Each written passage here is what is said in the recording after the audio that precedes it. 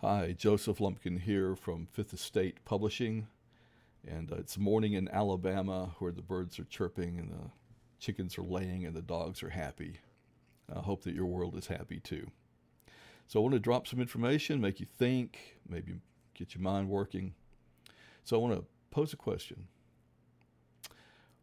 We are influenced by what we read and what we're taught, obviously, right? So what was Jesus reading? What was he taught? What were the apostles taught? What were they reading? Well, it turns out that Jesus, of course, was a student, if you will, of John the Baptist.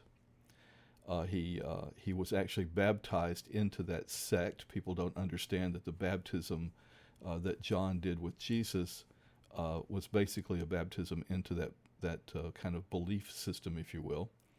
And John the Baptist was part probably of the Qumran community, the Dead Sea Scrolls community.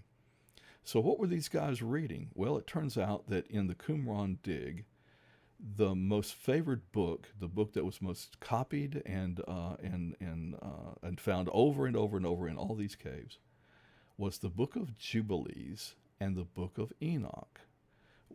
Jubilees was found 21 times. Compare that to like the Book of Ruth, which was found 5 or 6 times. You get the idea, right?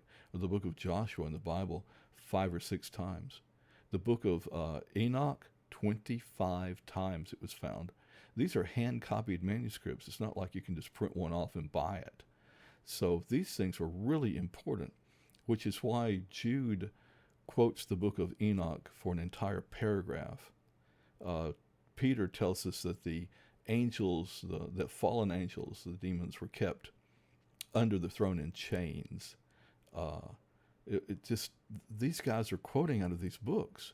And so we have to say, well, if the Book of Enoch and the Book of Jubilees influenced the writings in Qumran, which was a community that taught John, which was a guy that taught Jesus, which was the guys that taught Peter and Jude, which is where we get our Bible from and what we now believe, it becomes incumbent on us to dig back and find out what in the heck they were reading and what they really believed is authentic.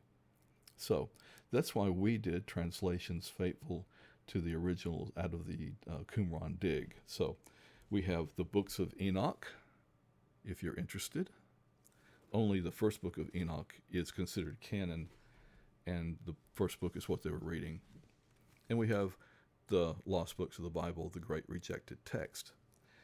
These are just some in our library at Fifth Estate Publishing. So whether you buy those books or not, kind of beside the point.